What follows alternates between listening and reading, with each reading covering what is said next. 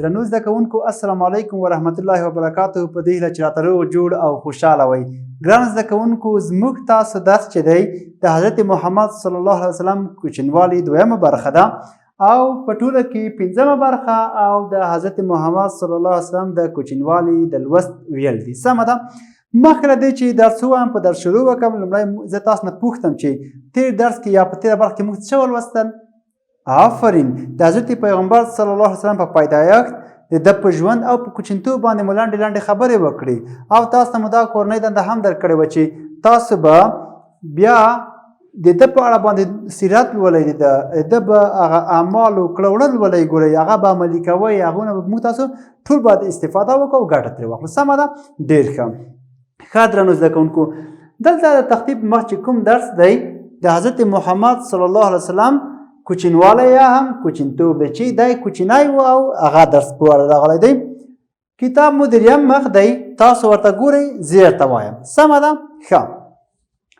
ګورئ دلته دوهم لوست او دلته یوه موخه لیکلې د دغه عکس شاته د متن لوستل، لیکل، د نوو کلمو په معناو پوهېدل، د حضرت محمد صلی الله علیه وسلم د لوړ شخصیت پیژندل او د هغه په کړو وړو عمل کول دا یې موخه ده. اوس ګورئ دا څه معنی تشریح کړم تاسو ته. ګورئ د متن لوستل، دغه متن چې کوم راغلی په کتاب کې دا باید صحیح ولولو، صحیح ورباندې پوه شو چې موږ تاسو باید د متن لوستل زده کړو، ښه یې زده کړو. سمه ده چې بیا سبا په ټولنه کې موږ تاسو کومې ستونزې سره مخ نه وو. له هغې څخه وروسته لیکل دي، دا باید صحیح ولیکو، منظم ولیکو چې موږ تاسو دغه ګوت چې دی په لیکلو باندې بلد شي او یا عادت شي. سمه ده. آفرین. له هغې څخه وروسته د نوو کلمو په معناو پوهېدل چې موږ تاسو باید کومې نوې کلمې چې په دغو کې راغلي وي مخکې نه وسله مخ شوي د هغو په معنا باندې پوه شو، دا وپېژنو چې دا نوې کلمه څه معنا چېرته استفاده کېږي. سمه ده. له هغې څخه وروسته د حضرت محمد صلی الله علیه وسلم د لوړ شخصیت پیژندل او د هغه په کړو وړو عمل کول دي.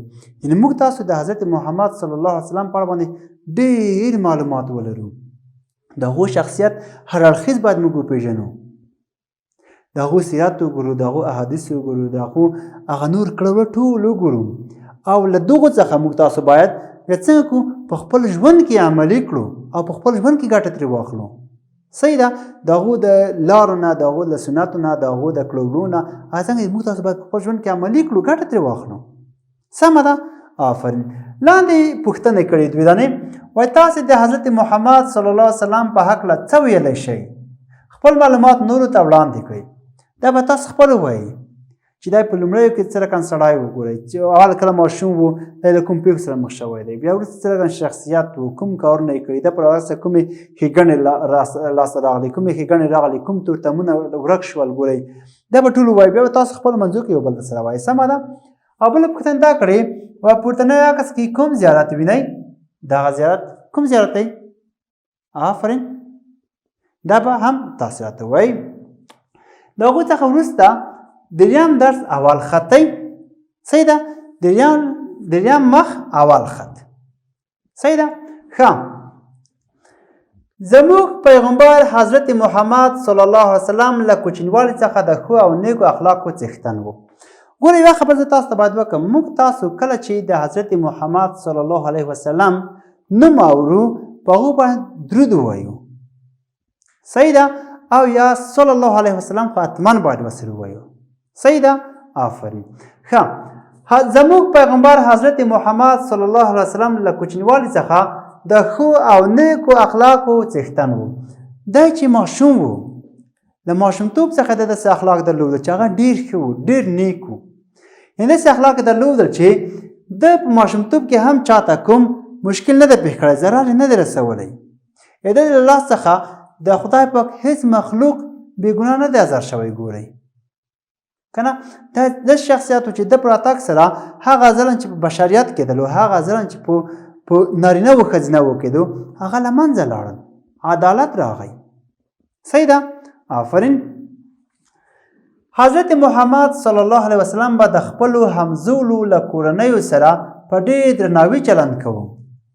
ګورئ د چې کوم همزولي وو کنه چې مثال ماشومان خپل منځ کې همزولي لري کنه مثال یا ځوانان وي ټول هر څوک چې وي ګوري چې د خپل همزولي وو یا خپل انډیوالان وو د هغو له کورنیو سره به ډېر نرم چلند کوو ډېر ښه چلند به ورسره کوو ډېر ښه کړوله به یې ترسره کول ورسره صحیح ده آفرین له دې کبله د ده نیکه عبدالمطلب ورته تل د زوی خطاب کوه صحیح او په هغه باندې به ډېر ګران و ګورئ حضرت محمد صلی الله علیه وسلم داسې یو انسان و چې د هغو تره به نیکه به ورته د زوی خطاب کوو له ډېرې ګرانۍ نه له ډېر ګرانښت نه صحیح ده ځکه د ټول بشریت سره ښه کول صحیح ده د خپل همزولو له کورنیو سره له ګاونډیانو سره که نه له مور سره له خپلو ترونو سره ټول سره ډېره ښه رویه کوله ښه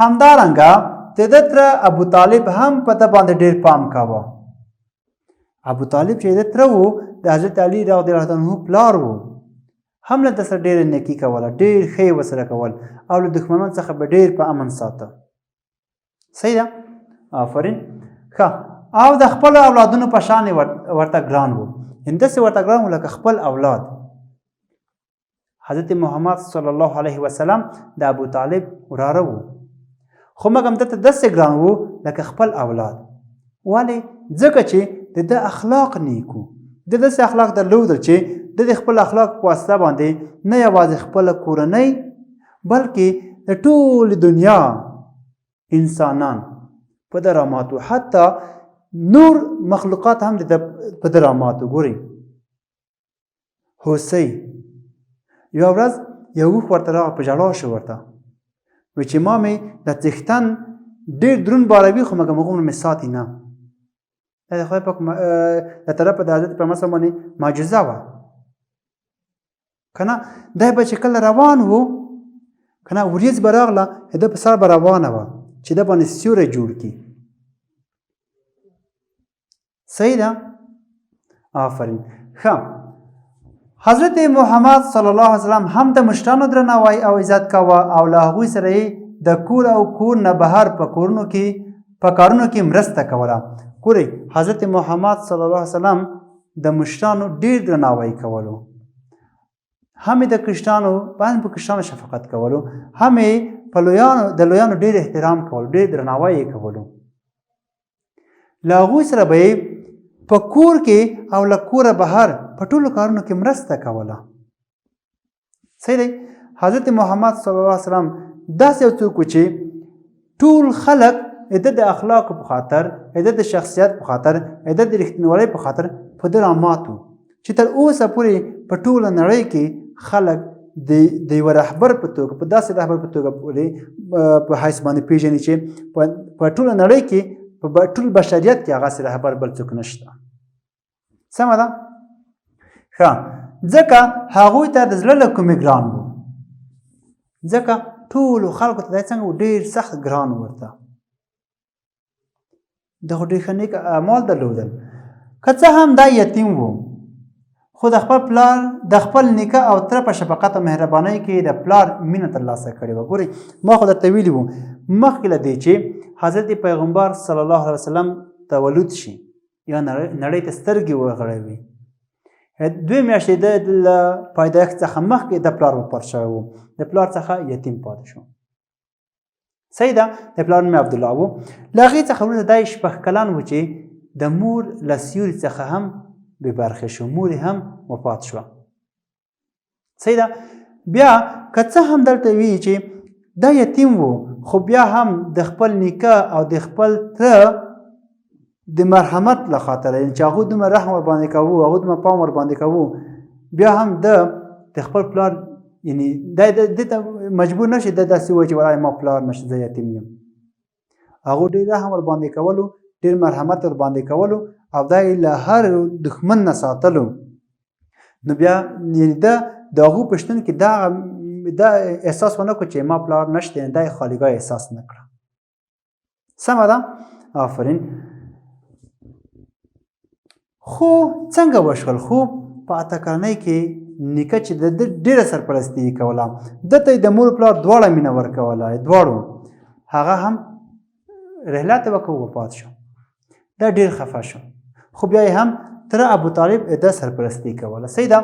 او هغه یعنې دلته یې ویلي چې دا یې دې ته مجبور نه کړو چې دا یې داسې فکر وکړه چې زه یتیم یم. یعنې دومره مینه یې ورکړې ده، د پلار او مور دواړو مینه یې ورکړله. سمه ده. اوس مو کتاب ته ګورئ، د سره زه بیا درته وایم د حضرت محمد صلی الله علیه وسلم کوچنیوالی. حضرت محمد صلی الله علیه وسلم کوچنیوالی درس کې څه راځي تاسو ښه ورته غوږ ونیسئ. د ده شخصیت په اړه به تاسو خپله خبرې وکړئ، نور سیرت به ده حتما ګورئ. سمه ده. زموږ پیغمبر حضرت محمد صلی الله علیه وسلم له کوچنیوالي څخه د ښو او نیکو اخلاقو څښتن و. حضرت محمد صلی الله علیه وسلم به د خپلو همزولو له کورنیو سره په ډېر درناوي چلند کاوه. له دې کبله د ده نیکه عبدالمطلب ورته تل د زوی خطاب کاوه او په هغه باندې ډېر ګران و. همدارنګه د ده تره ابو طالب هم په ده باندې ډېر پام کاوه، د خپلو اولادونو په شان ورته ګران و. حضرت محمد صلی الله علیه وسلم هم د مشرانو درناوی او عزت کاوه او له هغوی سره یې د کور او کور نه بهر په کارونو کې مرسته کوله، ځکه هغوی ته د زړه له کومې ګران و. که څه هم دا یتیم و خو د خپل نیکه او تره په شفقت او مهربانۍ کې د پلار مینه ترلاسه کړې وه. پوه شوئ؟ آفرین. زموږ تاسو ته څه شي و؟ د حضرت محمد صلی الله علیه وسلم کوچنیوالی و. هغه څنګه کوچنیوالی و، څنګه ژوند یې کړی و. په کورنۍ کې، په خپلوانو کې، په ټولنه کې، په خپل هیواد او په تیره په ټوله نړۍ کې بالاخره په کوم نوم یادیږي او خلک څومره ورته په احترام قایل دي، څومره امتیان دي، او دا یې تر اخر پورې ګورئ د خپل امتي په غم باندې غمجن او د هغو غم خپل غم بللو چې امتي چغې د رحلت په وخت کې هم کولې. حضرت محمد صلی الله علیه وسلم داسې یو شخصیت و چې د هغو په راتګ سره ټولې تاریکۍ ورکې او په ځای رڼا خپره شوه. سمه ده. ښه، نور چې ستړي نشئ راسره، تاسو به کورنۍ دنده دا وي، یو خو به دا په خپلو کتابچو کې ولیکئ دا د لوست، بل تاسو به د حضرت محمد صلی الله علیه وسلم په اړه باندې همیشه د هغو احادیث، د هغو سیرت مطالعه کوئ، د هغو کړه به مطالعه کوئ. سمه ده. نو د پیغمبر صلی الله علیه وسلم سیرت به هر یو تاسو اخلئ او خپل کور کې به یې مطالعه کوئ. سمه ده. آفرین. تر بیا هم په خدای سپارم. ښه وختونه.